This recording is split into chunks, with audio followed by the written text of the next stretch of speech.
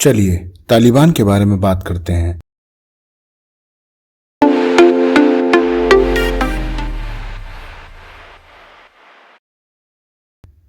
तालिबान तकरीबन 20 वर्षों से सरकार और सरकार के नुमाइंदों से लड़ाई में है और आज तालिबान हमेशा से ज़्यादा ताकतवर भी मालूम होता है।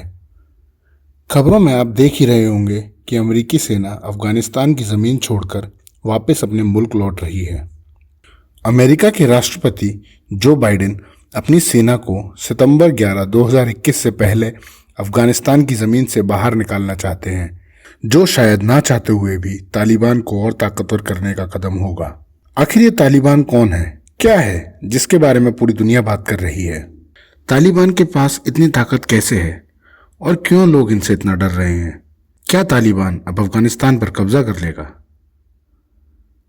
तालिबान को समझने के लिए यह समझना बहुत ज़रूरी है कि सन 1980 में अफगानिस्तान में क्या हुआ था। चलिए समझते हैं। सन 1980 अफगानिस्तान की एक लड़ाका टुकड़ी, जिन्हें मुजाहिदीन के नाम से जाना जाता है, सोवियत संघ के लिए पिछले 9 सालों से लड़ रहे थे। 1989 सोवियत संघ को बाहर का रास्ता देखना पड़ा, जिसके चलते अफगानिस्तान में अगले कुछ सालों तक अस्थिरता बनी रही। 1992 अफगानिस्तान में पूरी तरह जंग का माहौल बन गया था। छोटे छोटे गुट अपनी ताकत बनाने के लिए आपस में ही लड़ रहे थे। 1994 यानी अगले 2 साल में इन्हीं छोटे छोटे गुटों में से एक नाम दुनिया की नज़रों में आया, जिसका नाम था तालिबान।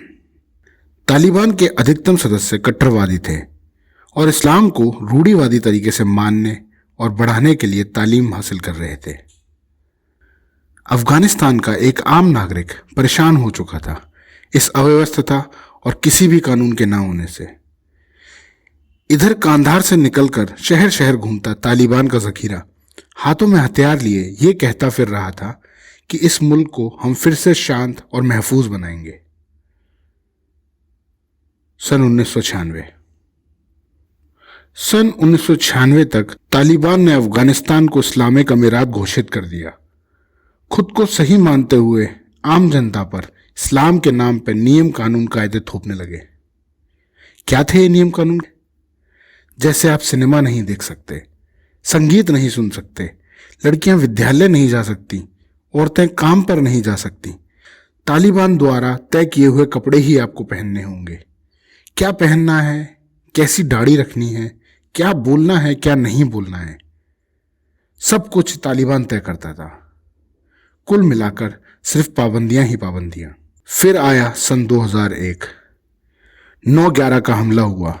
अमेरिका इस हमले से बेहद नाराज हुआ, जिसके चलते ओसामा बिन लादेन को अमेरिका ने ढूंढना शुरू किया। अमेरिका के सूत्रों के हिसाब से ओसामा तालिबानियों की मदद से अफगानिस्तान में कहीं छुपा बैठा था। अमेरिका के पूछने पर तालिबान ने इस बात को तो नहीं नकारा, बल्कि उल्टा अमेरिका से सबूत मांगने लगा कि इस हमले के पीछे ओसामा बिन लादेन का हाथ है। इस चीज का अमेरिका तालिबानियों को सबूत दे। यह कहते हुए तालिबान ने ओसामा बिन लादेन को अमेरिका के हवाले करने से मना कर दिया। बस फिर क्या था, अमेरिका के राष्ट्रपति का बयान आया, तालिबान इसकी कीमत चुकाएगा। The Taliban will pay a price. और अमेरिका की सेना ने अफगानिस्तान में घुसपैठ कर दी। अगले कुछ ही महीनों में तालिबानियों को खदेड़ दिया गया और अफगानिस्तान में एक नई सरकार आई अमेरिका की मदद से। सन 2004 में यानी 3 साल बाद अफगानिस्तान को अपना नया संविधान मिला और हामिद करजई को राष्ट्रपति चुना गया। बावजूद इस सबके तालिबान शांत नहीं बैठा था। इधर नियम कायदे कानून बन रहे थे और दूसरी तरफ तालिबान अपने आदमियों को इकट्ठा करने में लगा हुआ था।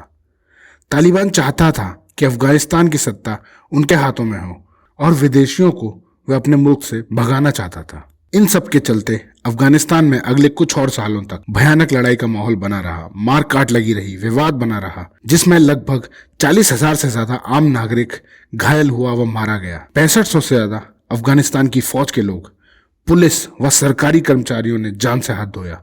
3500 से ज्यादा अंतर्राष्ट्रीय फौजियों ने भी अपनी जान गंवाई। अमेरिका ने अकेले 815 बिलियन डॉलर से भी ज्यादा का खर्च अफगानिस्तान की लड़ाई पर किया और करीबन 130 बिलियन डॉलर से भी ज्यादा का खर्च अफगानिस्तान के पुनः निर्माण पर लगाया। इतनी कोशिशों के बावजूद अफगानिस्तान अभी भी संभल नहीं रहा था, क्योंकि तालिबान अब भी अफगानिस्तान की जड़ों में अपने पैर जमाए हुए था। 8500 से भी ज्यादा लड़ाके व प्रशिक्षण शिविर तालिबान के पास थे और उनका कब्जा अफगानिस्तान पे फिर से बढ़ने लगा था। तकरीबन 5वां हिस्सा अफगानिस्तान की जमीन का तालिबान के कब्जे में था। यहां तक कि तालिबान अफगानिस्तान की कुछ प्रमुख सड़कों पर भी पकड़ बनाए हुए था और ऐसा कहा जाता है कि अफगानिस्तान की सड़कें जिसके कब्जे में है, अफगानिस्तान उसका है। अफगानिस्तान के नागरिकों को यह एहसास था कि भले ही अंतर्राष्ट्रीय फौज और सरकार मुल्क में मौजूद है, पर उन्हें कहीं भी घर से बाहर निकलना हो या किसी सफर पर जाना हो तो तालिबान से उनका सामना होना तय था। तालिबान खुद में बहुत ही संगठित है और उनका नेता हैबतुल्लाह अखुंजदा तालिबान की ज्यादातर बागडोर संभालता है। तालिबान किस तरह और कौन सा अगला काम करेगा, उनके लिए पैसों का बंदोबस्त कहाँ से होगा, साथियों की चिकित्सा की देखरेख, वह कौन सा पैगाम कहाँ देना है, प्रचार कैसे करना है, ये सब हैबतुल्लाह ही तय करता था। यह कहा जा सकता है कि तालिबान ने खुद की एक दुरुस्त प्रणाली बना रखी है, जिसमें उनकी निजी अदालतें भी हैं, जो कहीं ना कहीं अफगानियों में भी मशहूर थी। अफगानिस्तान में न्याय की हमेशा से परेशानी रही है। जहां राजकीय अदालत काम नहीं आती, वहां तालिबानियों की शरिया अदालत लोगों के बीच न्याय दिलाने का दावा करती है और इन्हीं चीज़ों के चलते कहीं ना कहीं तालिबान को मदद मिलती है थोड़ा और अमीर बनने में। यूएन की गणना और तालिबान के बयान को माने तो तालिबान सालाना $1.5 बिलियन से ज़्यादा पैसा बना लेता है। तालिबान हमेशा से अफीम की खेती करके उसे अंतर्राष्ट्रीय बाजार में बेचकर पैसा बनाता आया है। तालिबान ने साल दर साल नए नए तरीके ढूंढे पैसा बनाने के, जिनकी मदद से उन्हें साधन और संसाधन की कमी ना हो और वे अपना वजूद बनाए रखें।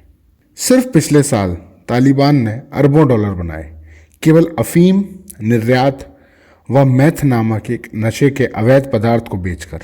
कई अंतर्राष्ट्रीय संस्थाएं, यूएन समेत यह कोशिश करते आ रहे हैं कि तालिबान और अफगानिस्तान की सरकार आपस में बैठकर बातचीत करे या कम से कम बातचीत पर चर्चा तो करे। यहां तक कि मालदीव्स में एक दफा इसको लेकर एक बैठक भी हुई थी, जिसका असर ये था कि 2018 में तालिबान संग अफगानी सेना के बीच लड़ाई का माहौल शांत हो गया था। इस शांति के दौरान दोनों ही पक्षों के लड़ाके आपस में खुश होकर बातचीत करते दिखाई दिए।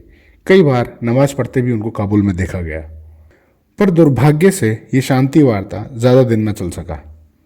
तालिबान किसी भी समझौते के बावजूद इस जिद पर अड़ा रहा कि उन्हें सत्ता अपने हाथ में ही चाहिए और वह अमेरिकी की मदद से बनाई हुई सरकार को नहीं मानेंगे।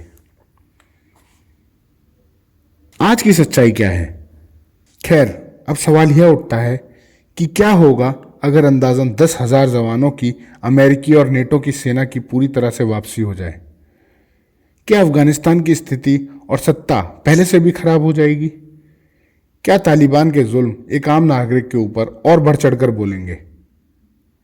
आज के हालात और तालिबान की हरकतों को देखकर यह लगता है कि अभी शांति और उन्नति अफगानिस्तान के हित में नहीं है। कहने को तो तालिबान के वादे सुख व शांति के हैं, पर दृश्य उससे उलट है। लगभग 2000 के करीब संख्या में एक आम अफगानिस्तान का नागरिक अपनी जान खो चुका है, वो भी पिछले 3-4 महीने में ही। और आपको बता दें कि ये संख्या पिछले साल की तकरीबन 30% ही है।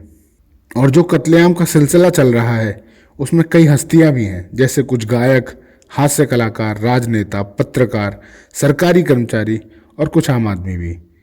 इन सब की पुष्टि खुद अफगानिस्तान के शहरियों ने की है। इस कत्लेआम से अफगानिस्तान के नागरिकों को तालिबान ने यह संदेश जरूर दिया है कि सरकार उनकी सुरक्षा नहीं कर सकती। यह सब देखकर आज अफगानिस्तान का हर नागरिक इस डर में जी रहा है। तब क्या होगा जब पूरे मुल्क पर तालिबान का राज होगा? क्या तालिबान हर उस कानून व्यवस्था को उखाड़ फेंकेगा जो एक आम नागरिक के हक की बात करते हैं? सन 2019 एशिया फाउंडेशन द्वारा किए गए एक सर्वेक्षण के मुताबिक 80% अफगानिस्तान की जनता तालिबानियों से कोई हमदर्दी नहीं रखती।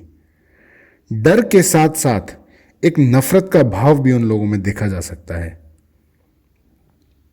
भले ही अफगानिस्तान की जनता तालिबानियों को नहीं चाहती, पर तालिबान ने यह हमेशा साफ किया है कि वह क्या चाहते हैं और वह अपने मकसद पर अड़े रहेंगे। थोड़े शब्दों में यह कहना गलत नहीं होगा कि भले ही आम नागरिक के हित में हो या ना हो, तालिबान के तरीके तालिबान के मंसूबों के लिए कारगर साबित हो रहे हैं। आपसे गुजारिश है कि किसी भी निष्कर्ष पर पहुंचने से पहले इस मुद्दे के बारे में और पढ़ें और देखें और एक आम अफगानिस्तान के नागरिक का मन समझें, और अगर आपकी क्षमता में हो तो उनकी मदद ज़रूर करें। अगर आपको हमारी यह जानकारी देने का तरीका पसंद आया है तो कमेंट बॉक्स में ज़रूर बताएं। कुछ आपको लगता है कि हमसे गलती हुई है तो वो भी हमें कमेंट बॉक्स में ज़रूर बताएं। अगर आपको ये वीडियो अच्छा लगा है तो दोस्तों के साथ शेयर करें, इसे लाइक करें। सुझाव लेने के लिए हम हमेशा तैयार हैं। चैनल को सब्सक्राइब करें, इससे हमें आपके लिए नई जानकारी लाने की प्रेरणा मिलती है। धन्यवाद।